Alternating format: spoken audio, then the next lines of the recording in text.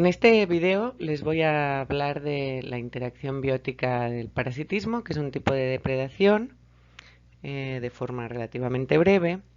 Y esto porque finalmente todas las especies del planeta pueden ser parasitadas y la interacción de parasitación conlleva cambios o tiene efectos sobre el tamaño poblacional de las especies que interactúan. El parasitismo pues es una relación de depredación, un tipo de relación de depredación de consumo parcial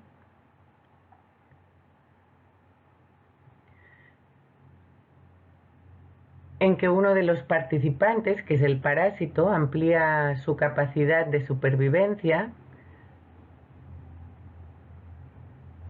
utilizando recursos que le proporciona otro organismo, que es el hospedador o huésped, hospedante o anfitrión. Y estos recursos que le proporcionan al parásito la capacidad de cubrir sus necesidades vitales,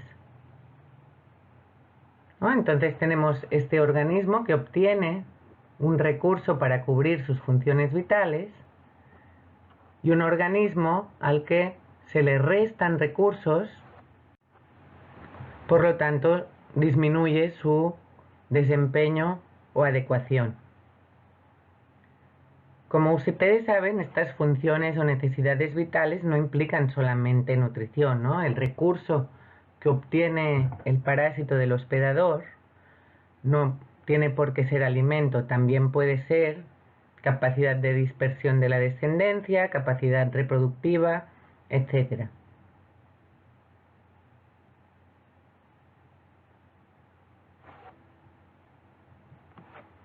A través de reducir el desempeño o adecuación o aptitud del hospedador, los parásitos obviamente controlan el tamaño poblacional de estos hospedadores. Sin embargo, la presencia de hospedadores, que es necesaria para que el parásito pueda cubrir sus funciones vitales, también regulará el tamaño poblacional de los parásitos. Entonces aquí se producen relaciones de interdependencia que van en dos vías y que muy bien pueden explicarse con algunas variaciones de los modelos de Lotka-Volterra. Siempre, por eso hay que tener en cuenta, ¿no?, distintas características de los parásitos.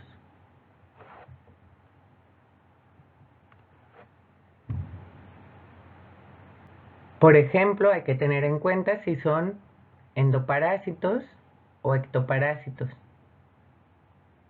Los endoparásitos viven en el interior del hospedador y los ectoparásitos viven fuera de este.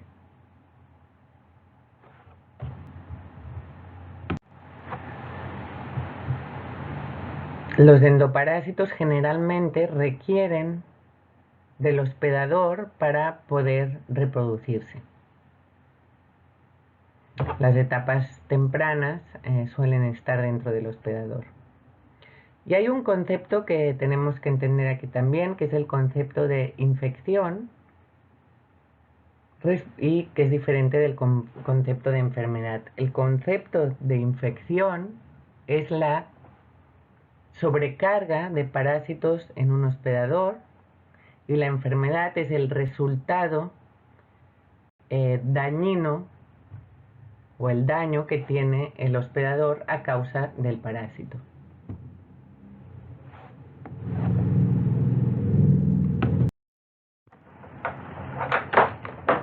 Para los parásitos, el hospedador constituye un hábitat que le proporciona los recursos necesarios para sobrevivir, crecer y reproducirse.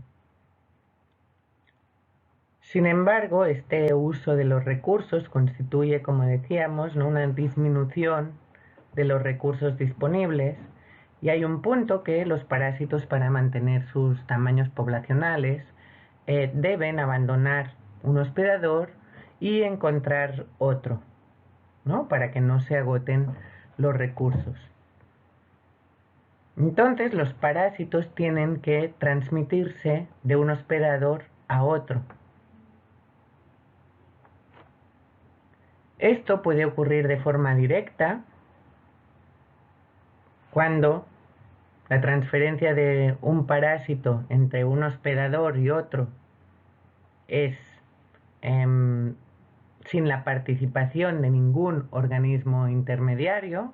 Si el parásito siempre tiene el mismo hospedador, o la transferencia o transmisión puede ser indirecta, y esto sería a través de un hospedador o vector intermediario.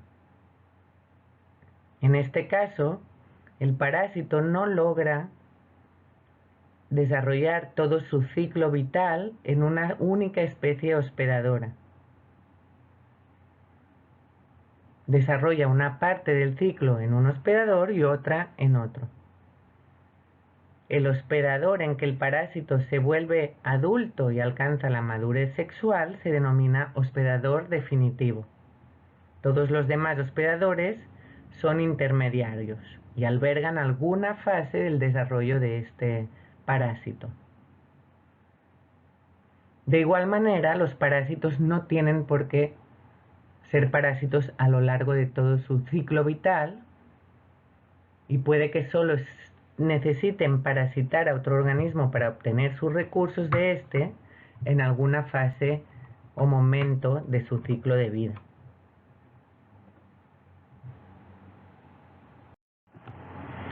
Como ejemplos de parasitismo, he decidido mostrarles lo que es el parásito que ocasiona la enfermedad de Chagas, que causa pues múltiples afecciones cardíacas, respiratorias, digestivas, y puede desembocar en la muerte, porque es una enfermedad que en Yucatán está presente, en Latinoamérica en general, pero en Yucatán está muy presente. El parásito que la ocasiona es Trypanosoma cruzi, y aquí ven una de sus formas en esta imagen, pero este parásito, dependiendo del hospedador en el que esté, pues está en distintas formas celulares: el mastigote, epimastigote y tripomastigote. Y uno de los hospedadores es estos triatómidos, aquí lo conocen como el PIC. Son organismos del género Triatoma, y otro hospedador es el humano. El ciclo de vida de este Trypanosoma cruzi lo pueden ver en la imagen. Lo que ocurre es cuando el PIC que trae este parásito pica a un humano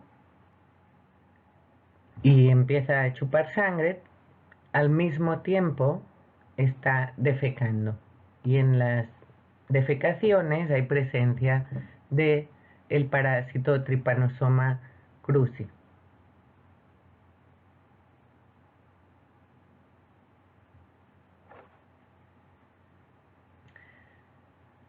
Estos parásitos entran por la herida de la picadura del PIC, ¿no? Entran al humano, y pues estos tripomastigotes se empiezan a reproducir, y finalmente, bueno, entran a las células, finalmente pasan a tejidos, al torrente sanguíneo, e invaden el cuerpo de este hospedero humano.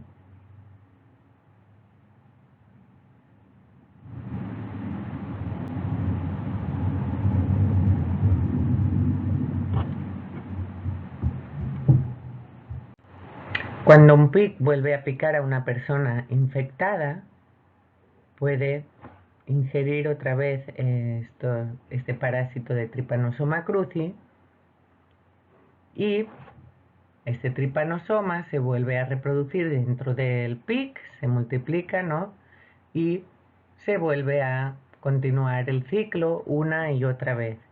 Esto puede ocurrir con humanos o con otros hospederos, ¿no? Puede ser a través de distintos mamíferos, ¿no? Entonces vemos una especie que tiene un hospedero fijo, que serían las triatomas, y varios hospederos que también pueden ayudar a su reproducción, que pueden ser distintos mamíferos.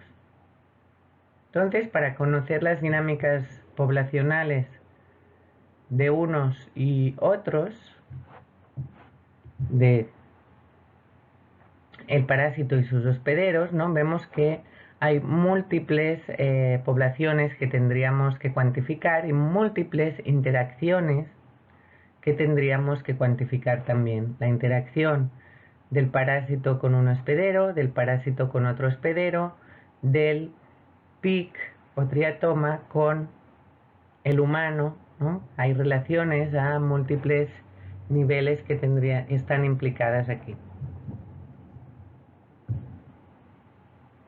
Además, este tripanosoma ya se ha visto que aparte de transmitirse por vía sanguínea, también se puede transmitir por restos de heces de pic en alimentos. Y claro, esto nos parecerá muy raro, pero no existen lugares donde los insectos, pues bueno, están circulando por las casas, en los montes, y no es tanto que vayan a defecar encima de una comida, pero se puede esparcir por el polvo todos los restos, por el aire. Otro ejemplo sería el ejemplo de la duela hepática, que es un parásito que al final coloniza bovinos y ovinos en su hígado. Este parásito pues tiene etapas inmaduras y tempranas y adultas dentro del hospedador ovino o bovino. Se reproduce dentro del hospedador, pero los huevos son depositados al suelo por las heces. En las heces pues alcanzan etapas de desarrollo posteriores, son organismos con distintas metamorfosis. La fase temprana de miracidio se hospeda dentro de caracoles, que es un hospedero intermedio. A través de las heces del caracol salen las cercarias. Las cercarias normalmente se distribuyen por el pasto, que es consumido finalmente por los ovinos y los bovinos, quienes tienen en su interior los organismos que van madurando hasta etapas adultas y que se reproducen, ¿no?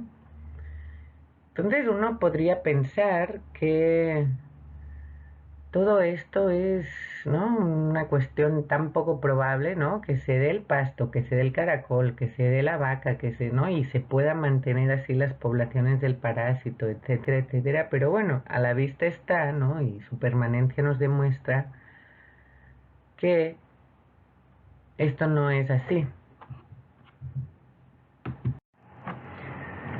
Y esto no es así porque al final el hecho de que un parásito obtenga ventajas reproductivas al infectar y al vivir asociado a un hospedador, le confiere una ventaja evolutiva que será favorecida mediante la selección natural, ¿no? Entonces,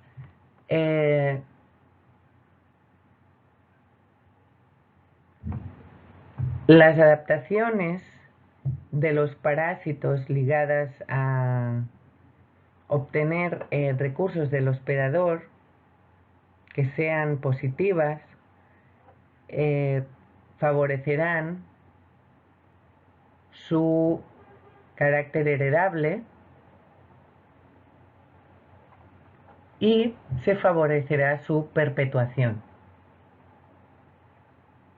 Entonces, viéndolo así, la relación de parasitismo representa una relación coevolutiva importante. ¿Qué significa esto? Que los parásitos presentan una serie de adaptaciones morfológicas, fisiológicas y conductuales definidas por las características del huésped, también morfológicas, fisiológicas y conductuales, que maximizan su capacidad para obtener recursos de este. ¿No?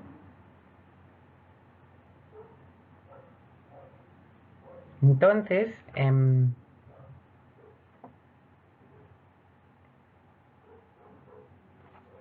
cada organismo hospedador y cada organismo parásito presentan finalmente, con el tiempo de la interacción,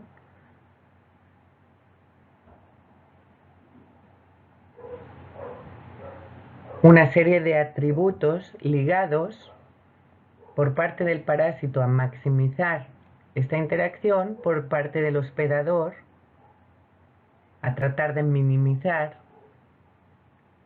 los efectos de esta interacción o la capacidad del parásito para que se produzca esta interacción, ¿no? Entonces, esta interacción lo que hace es causar cambios morfológicos, físicos y conductuales en uno y otro que se van retroalimentando. Por ejemplo, un parásito que tenga, por ejemplo, que vivir en las heces en el campo, seguramente desarrollará algunas estrategias para evitar perder humedad, ¿no? Algunas adaptaciones que favorecerán que sobreviva más. Entonces, mediante la selección natural, este rasgo se verá favorecido. Un hospedador adaptará su respuesta inmunitaria a la vida parasitaria. El hospedador con una respuesta inmunitaria mejor pues será más capaz de dejar descendencia y esto se verá favorecido a través de la selección natural.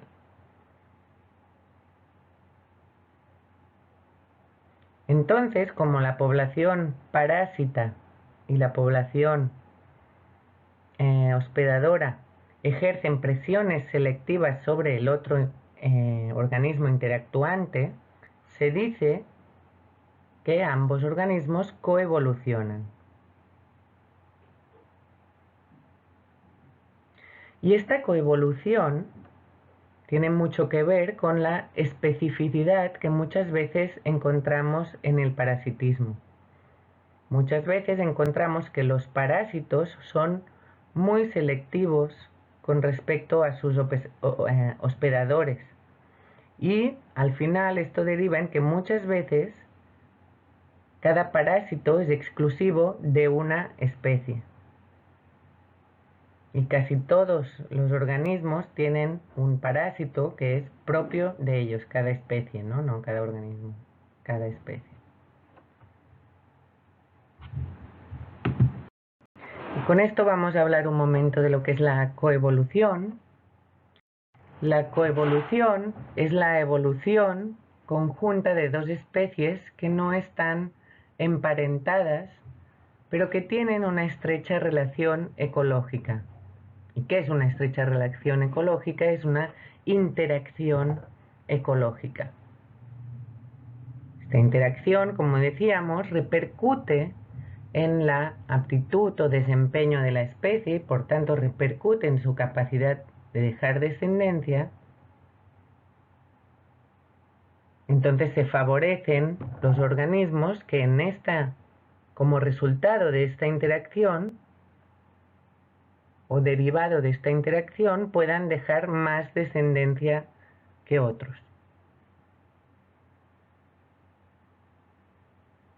Y los cambios en una de las especies que interactúan provoca cambios en la otra que son cambios heredables.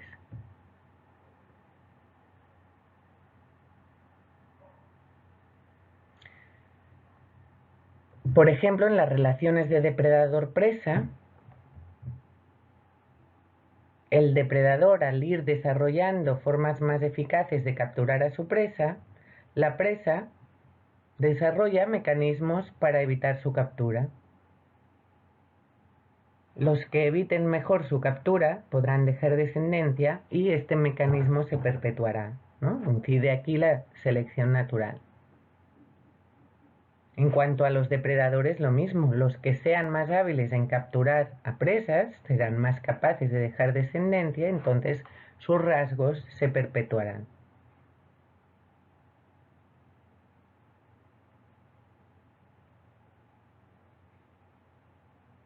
También esto podría ocurrir con plantas que elaboren sustancias tóxicas para evitar su consumo. Si no son consumidas, podrán desarrollar sus estructuras reproductivas y dejar descendencia. Si son consumidas porque no elaboran esta sustancia, no podrán dejar descendencia y su población disminuirá. Entonces se va seleccionando, ¿no? Evolutivamente ciertos rasgos como fruto de la interacción entre dos organismos. Entonces, así a grosso modo, las condiciones elementales para que ocurra el proceso de coevolución son las siguientes, ¿no? Las dos especies que interactúen deben mostrar una variación en ciertos caracteres que influyan en cómo se desarrolla la interacción entre las especies. Estos caracteres deben estar relacionados con la adecuación, es decir, el desarrollo o la calidad del desarrollo de las funciones vitales de los organismos que interactúan. Los caracteres deben ser heredables y la interacción debe ser recíproca y preferentemente altamente específica. Y obviamente tiene que producirse de forma simultánea en el tiempo evolutivo. La expresión más clara de la coevolución es el mutualismo y este lo veremos en la siguiente sesión síncrona.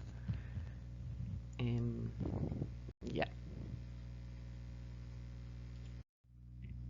A modo de conclusión de esta presentación podemos decir que el parasitismo es un tipo de depredación, que entre el parásito y el hospedador existe una regulación recíproca del tamaño poblacional. En algunos casos existe más de un hospedador y distintas formas del mismo parásito, por lo que la regulación del tamaño poblacional del parásito se torna más compleja. El parasitismo puede desencadenar respuestas adaptativas en ambos organismos interactuantes, por lo que es un proceso coevolutivo. Y la coevolución es la evolución conjunta de dos organismos o especies en la que la interacción entre estos les provoca cambios adaptativos.